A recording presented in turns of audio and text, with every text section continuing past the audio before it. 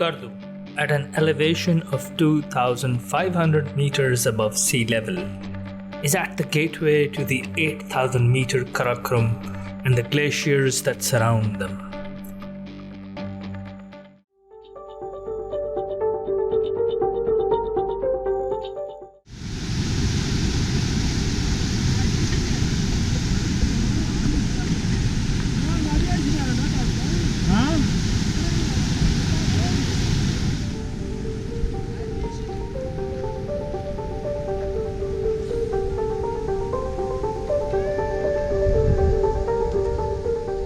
Not too far from Dasu, there was another hold-up. The jeep track had eroded due to excessive flooding in one of the many rivulets that rushed across our path and down into the river.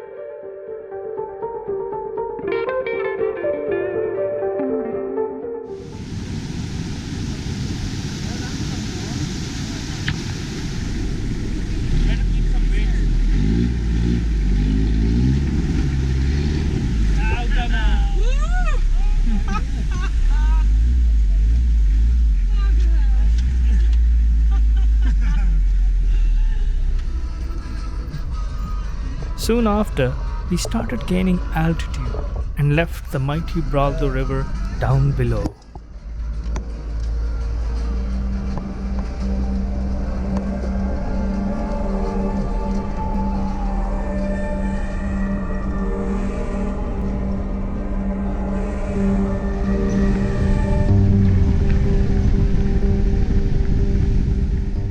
Apo Ali Gon, which literally means the settlement of Ali the Elder, was hardly recognizable from what little I remembered from my first trip up this route back in 2004.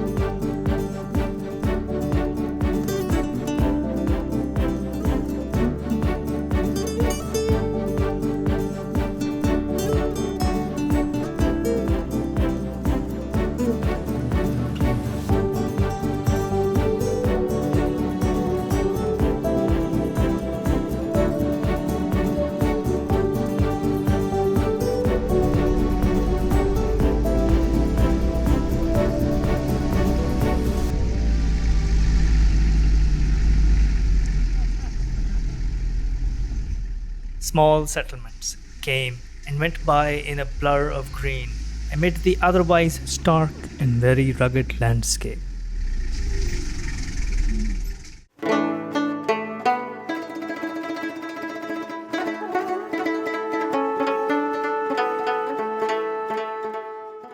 Clumps of poplar trees, grain fields, and boundary walls made of mud and stones welcomed us as we got closer to Scollay.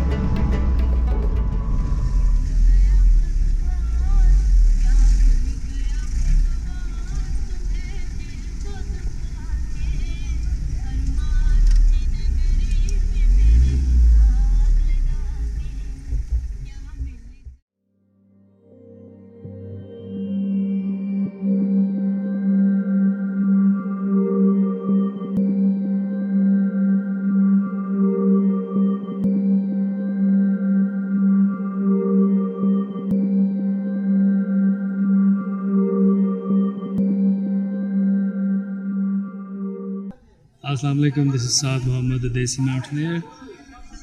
4th of July and it's almost 4:50 p.m. So we arrived in Scollay about an hour ago, I guess. So let me give you a tour of the campsite.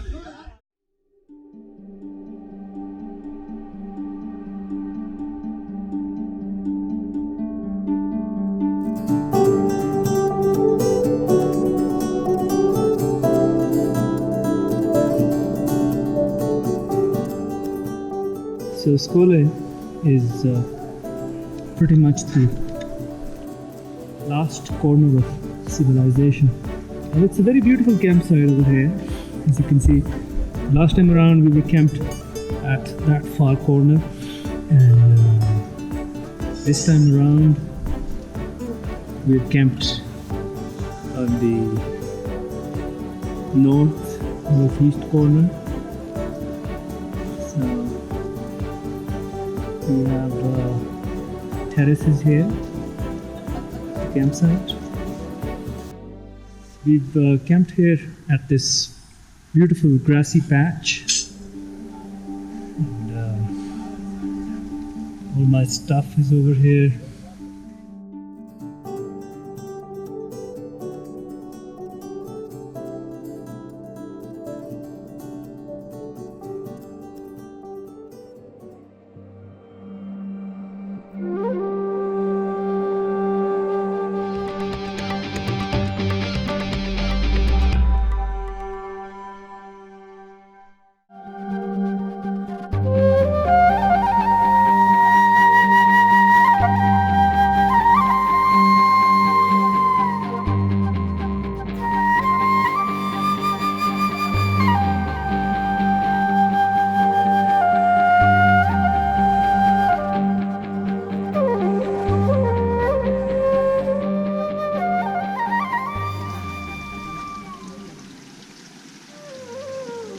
As I explored the nooks and alleys of Scollay, I noticed that not much had changed in the past decade and a half. It is as if time has frozen at this corner of the civilization.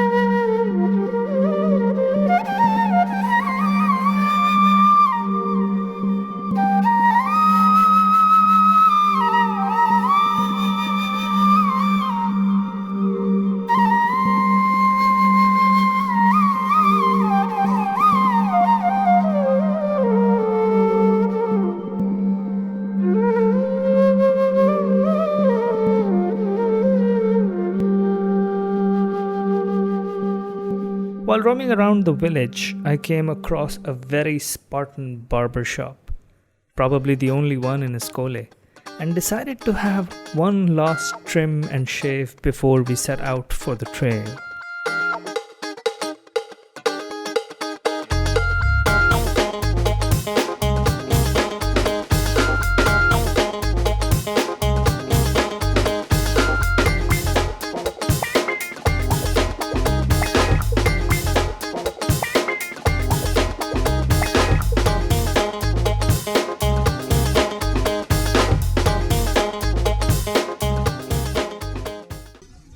July 5th, and it's 7:30 in the morning.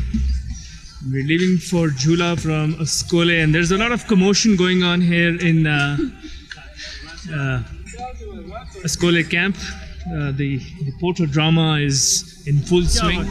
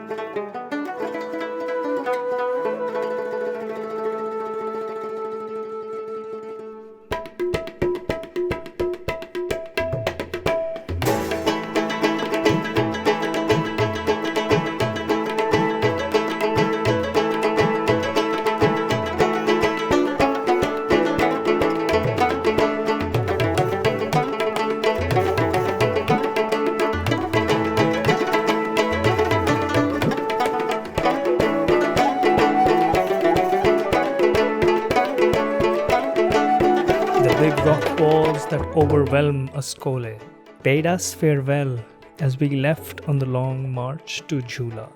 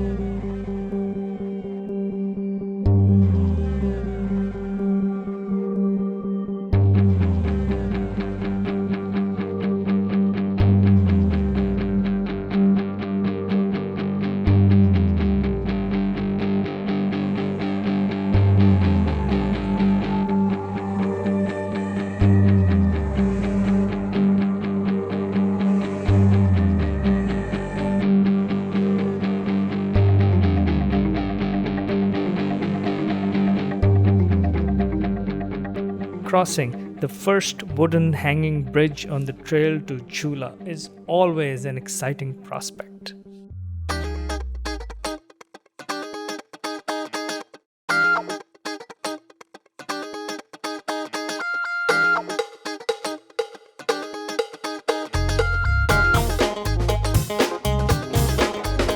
Right after the bridge, we took a break before crossing the large, dry and sandy expanse that precedes the Korofon oasis.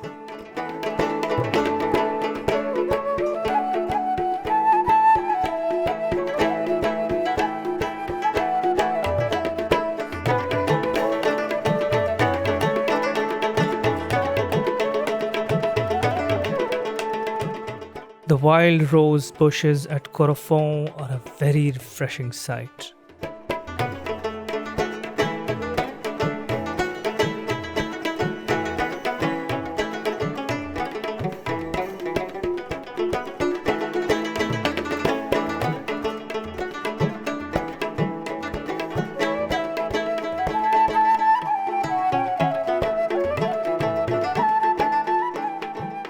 Korofon is where the Biafo Glacier meets the Braldo River, forming glacial lakes on the moraine. It is like an oasis in the otherwise stark and rugged terrain.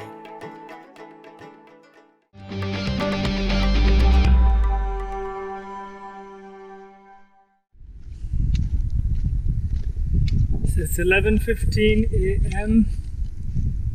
and we've arrived at Korofon.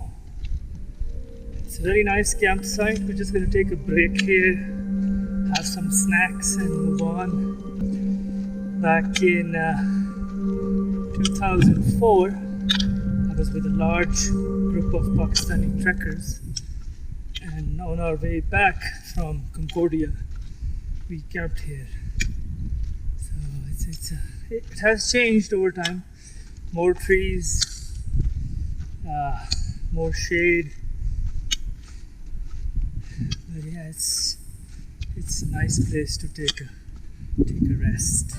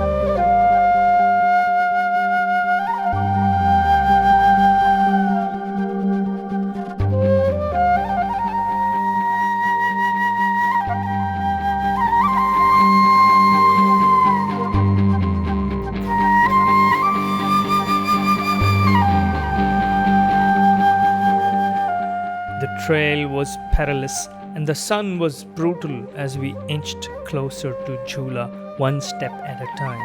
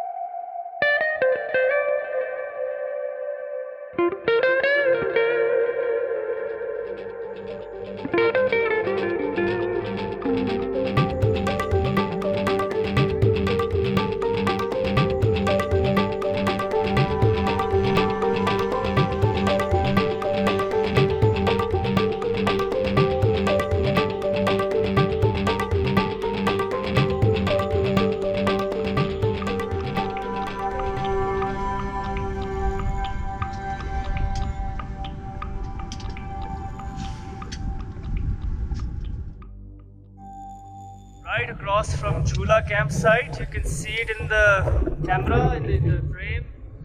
There's a river in between, so I just can't go straight to the camp. Then there's going to be a bridge. I'll cross that bridge and I'll come the whole way back to Jhula.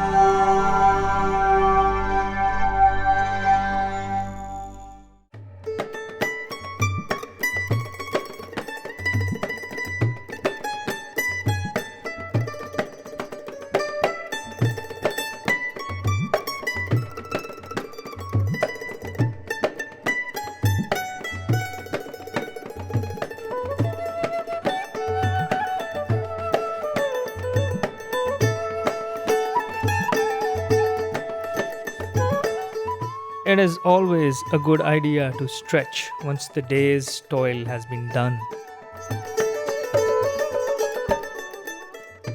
The daunting Bakhurdas takes center stage of the view from Jhula. To me, it resembles a lot to the Matterhorn in Zermatt.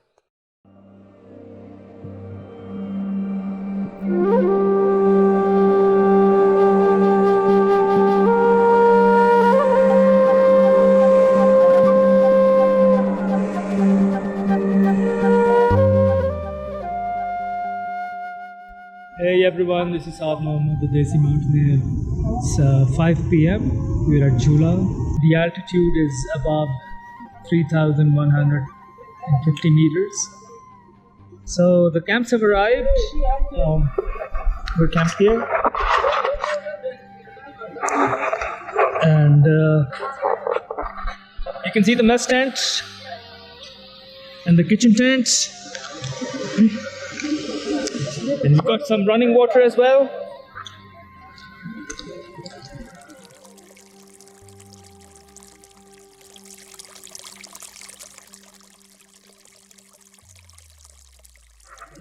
So let me give you a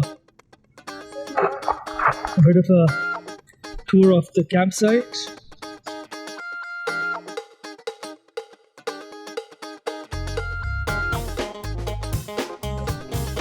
So this is from where we came in. And this side is where we're going to be heading out to tomorrow. And if you look at that beautiful peak, I like to call it the Matterhorn of Jhula. It's probably called Bakhurdas. So Someday, someday, inshallah. So these are other camps, other groups. Some of them are over there. We also have fiberglass toilets and one fiberglass capsule for shower. So it's a beautiful campsite. See you tomorrow at Payu.